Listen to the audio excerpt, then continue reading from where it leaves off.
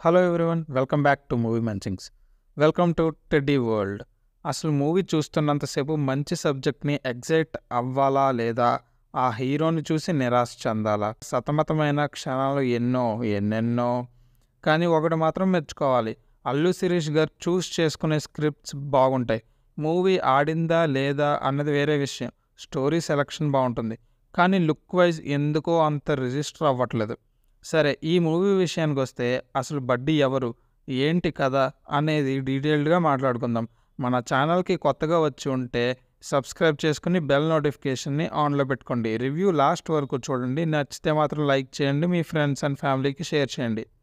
బడ్డీ నెక్స్ట్ ఏమవుతుందా అన్న ఎగ్జైట్మెంట్ వచ్చినప్పుడల్లా మధ్యలో డిస్ట్రాక్షన్ లాగా కామెడీ బిట్స్ రావడం, లవ్ ట్రాక్ రావడం. అయినా అసలు ఆ లవ్ ట్రాక్ ఏంటో అలా తీశారు. జస్ట్ ఒకే ఒక్క సీన్తో హీరోయిన్కి హీరో మీద ఒపీనియన్ వచ్చేస్తుంది. ట్రైలర్లో చూసే ఉంటారు కదా, ఒక టెడ్డీ బేర్ మాట్లాడటం, నవ్వడం, నడవటం. అమ్మ బాబోయ్, ఫైట్లు కూడా. ఆ టెడ్డీ బేర్లోకి ప్రాణం ఎలా వచ్చింది, ఏమైంది అన్నది నేను ఇక్కడ చెప్తే అదొక పెద్ద స్పాయిలర్ అయిపోతుంది కాబట్టి చెప్పట్లేదు.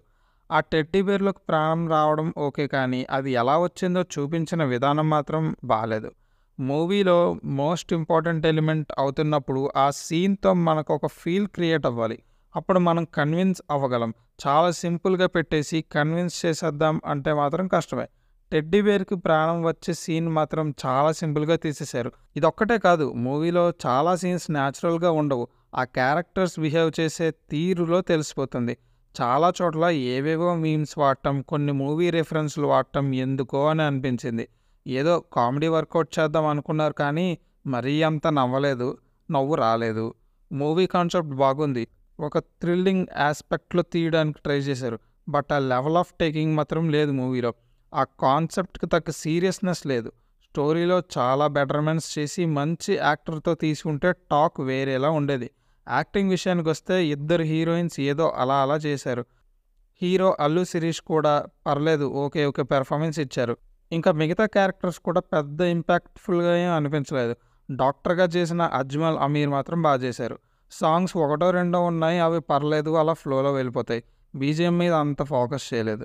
మొత్తానికి మూవీ అయితే ఓటీటీలో చూసే టైంపాస్ మూవీలాగా ఉంది. మీరు కనుక మూవీ చూస్తుంటే ఎలా అనిపించిందో కామెంట్స్లో చెప్పండి.